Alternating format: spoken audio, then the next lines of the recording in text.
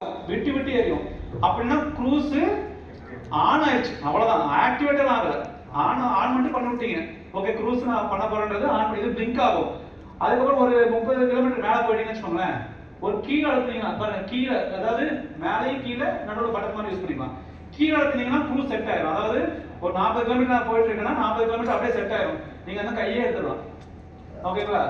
சிம்பிளா சேஃப்டியா ஆக்ஷன் நீங்க கொடுக்க தேவை, அது பாட்டு போயிட்டு இருக்கும். சரிங்களா? சோ இது ஒண்ணு. இன்னொரு மாடல் ராஜ் அத சொல்றேன்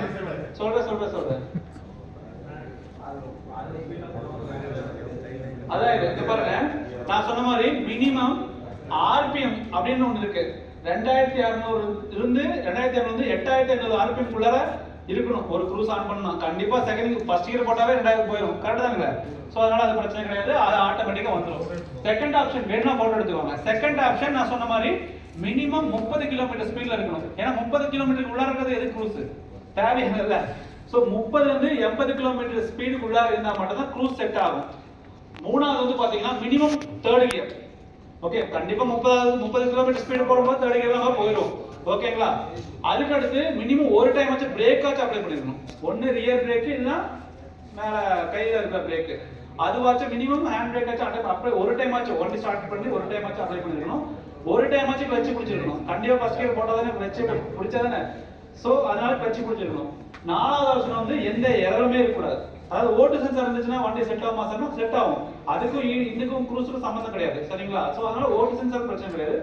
இது ரிலேட்டடா இடிபி அதாவது டிபிஎஸ் த்ராட்டில் பொசிஷன் சென்சார் வச்சிருக்கோம், அது ரிலேட்டடா, அதுக்கப்புறம் அந்த மோட்டர் ரிலேட்டடா, சுழிநாடு லிங்க் ரிலேட்டடா இருந்ததுன்னா செட் ஆகும். ஓகே, இப்போ ஒரு கஸ்டமர் வாங்க சார், எனக்கு க்ரூஸ் செட் ஆக மாட்டேங்குது, உங்ககிட்ட வந்துட்டாங்க, எனக்கு க்ரூஸ் செட் ஆக மாட்டேங்குது. என்னென்ன காரணம் இருக்கலாம்? ஃபர்ஸ்ட் காரணம் ஆர்பிஎம் 2600 இருந்து 8500 வரைக்கும் இருக்கணும்ல. அது எப்படி தெரியுது அந்த ஈசியூக்கு? அந்த ஸ்பீட் சென்சார் ஒன்று எடுத்து வச்சிருக்கோம் இல்லையா, வெஹிக்கிள் ஸ்பீட் சென்சார், அது வேலை செய்யுதுன்னா இந்த ஆர்பிஎம் கம்யூனிகேஷன் போகுமா? போகாது, செட் ஆகாது. சோ அதனால மேபி வரைக்கும் இருக்கலாம், இல்ல சென்சார் அந்த வெஹிக்கிள் ஸ்பீட் சென்சார் ஒன்னு. செகண்ட் வந்து vehicle speed. Okay, so vehicle speed கரெக்டா அது ஈசியூக்கு வரலனாலும் அதே சேம் அதே வெஹிக்கிள் ஸ்பீட் சென்சார் தான். தேர்ட் வந்து ஆர்பிஎம் வந்து third gear selection. So gear selection அந்த ஸ்விட்ச் இருக்குல்ல, கியர் பொசிஷன் ஸ்விட்ச் இருக்கு இல்லையா, அந்த ஸ்விட்ச் ஒர்க் ஆகனாலும் உங்களுக்கு க்ரூஸ் செட் ஆகாது. அதே மாதிரி பிரேக் ஸ்விட்ச் இருக்கு பாத்தீங்களா, அதே கீழேயும் ஸ்விட்ச் இருக்கும் மேலேயும் ஸ்விட்ச் இருக்கும். சோ அந்த மாதிரி சிச்சுவேஷன்ல வந்து பாத்தீங்கன்னா வண்டி க்ரூஸ் செட் ஆகாது. அதுக்கப்புறம் கிளட்ச் ஸ்விட்ச் ஒர்க் ஆகலனா நீங்க என்ன கிளட்ச் பிடிச்சாலும் அது தெரியாது. சோ க்ரூஸ் செட் ஆகாது. ஓகே, சோ அப்புறம் அது உங்களுக்கு லாஸ்ட் வந்து எப்படியும் நம்ம பிசிஏ போட தெரிஞ்சிடும். சோ இந்த ஆப்ஷன்லாம் செட் ஆகலனா க்ரூஸ் செட் ஆகாது. ஓகேங்களா? இன்னொரு விஷயம், உங்ககிட்ட கஸ்டமர் வந்து ஆர்பிஎம் அதிகமா வந்து கொண்டு வரலாம். ஓகே, சோ இந்த மாதிரி அந்த மாதிரி ஏதாவது டிடிசி ஏதாவது இருந்ததுனாலும் உங்களுக்கு வந்து ஆர்பிஎம் அதிகமாகும், அப்புறம் செட் ஆகாது. சரிங்களா? இந்த கம்ப்ளைண்ட் தான் மோஸ்ட்லி வரும், அதர்வைஸ் இதுல கம்ப்ளைண்ட் வரதுக்கு சான்ஸே கிடையாது. ஓகே, சோ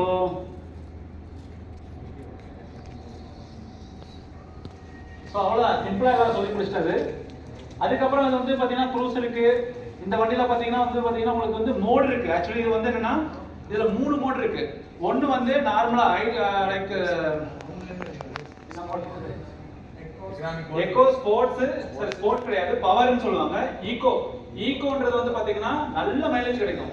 ஓகே, எக்கோ மோட செட் பண்ணீங்கன்னு வச்சுக்கோங்களேன், நீ என்னதான் ஆக்சிலேட்டர் கொடுத்தாலும், நீ என்னதான் கொடுத்துருக்கோம், நான் கொடுக்கறதா இங்க ஆக்சிலேட்டர் ஈஸியா தான் டிசைட் பண்ணும். ஓகே, நீங்க என்னதான் முறுக்குனாலும் மைலேஜ் நீட்டா இருந்ததுல வருமோ அது அதுவா செட் பண்ணிட்டு போகும். சரிங்களா? அதே பவர் மோட் கொடுத்துட்டீங்கன்னு வச்சுக்கோங்களேன், நீங்க கொடுத்தா பறக்கும் வண்டி. 180 சிசியோட பவர் இதுல கிடைக்கும் உங்களுக்கு. ஓகே, பவர் மோட்ல செட் பண்ணிட்டீங்கன்னா. அதே நீங்க ஒன்ஸ் நீங்க கீ ஆன் பண்ணி ஆஃப் பண்ணாவே அது ரோடு மோட்னு சொல்லிட்டு ஒரு ஆப்ஷன் வரும்.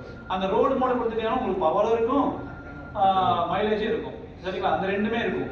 சோ அது வந்து நார்மலா டைரக்டா வந்து அது வந்துரும். நீங்க தேவை எனக்கு மைலேஜ் தான் தேவைன்னா எக்கோ மோட் வச்சுக்கலாம். எனக்கு பவர் தான் போதும், பிக்கப் அடிச்சிருக்கணும்னா நீங்க பவர் மோட் வச்சுக்கலாம். ஓகே, சோ இந்த மோட் செலக்ஷனும் அதுல இருக்கு. அதுக்கப்புறம் உங்களுக்கு கியர் யூஸ் தெரியும். சோ இதெல்லாம் வந்து க்ரூஸ் கண்ட்ரோல் டீஆக்டிவேஷன் பண்றது. ஒன்ஸ் நீங்க க்ரூஸ் பட்டன் அழுத்தினா டீஆக்டிவேட் ஆயிரும். அதுக்கப்புறம் வந்து பாத்தீங்கன்னா மோட் ஏதாவது செட் பண்ணணும்னு நினைச்சீங்கன்னா க்ரூஸ் டீஆக்டிவேட் ஆயிரும். கியர் ஏதாவது சேஞ்ச் பண்ணீங்கன்னா கிளட்ச் அழுத்துவீங்க, கண்டிப்பா டீஆக்டிவேட் ஆயிரும். இதெல்லாம் எங்கெல்லாம் க்ரூஸ் டீஆக்டிவேட் ஆகிறதுக்கு, பிரேக் அழுத்தினா டீஆக்டிவேட் ஆயிரும். அப்புறம் ஆக்சிலேட்டர் திரும்ப ஆக்சிலேட்டர் கொடுத்தா ஆகாது, கிளட்ச் தென் throttle ரொட்டேஷன் பேசிக்கலி 360 சரி 30 டிகிரிக்கு மேல நீங்க திரும்பும்போது வண்டி ரியாக்ட் பண்ணுது. ஸோ இதெல்லாம் வந்து க்ரூஸை வந்து ரியாக்ட் பண்றதுக்கான ஒரு இது அவ்வளவுதான். ஸோ இது சொன்ன மாதிரி பவர் மோட் இருக்குங்க, எக்கோ மோட் இருக்கு, அதுக்கப்புறம் ரோட் மோட் இருக்கு, 3 மோட் இருக்கு இதுல. ஸோ இன்டகிரேட்டட் சர்சான்ஸ் ஜெனரேட்டர் இது வந்து இப்போ புதுசா உங்களுக்கு புதுசு கிடையாது.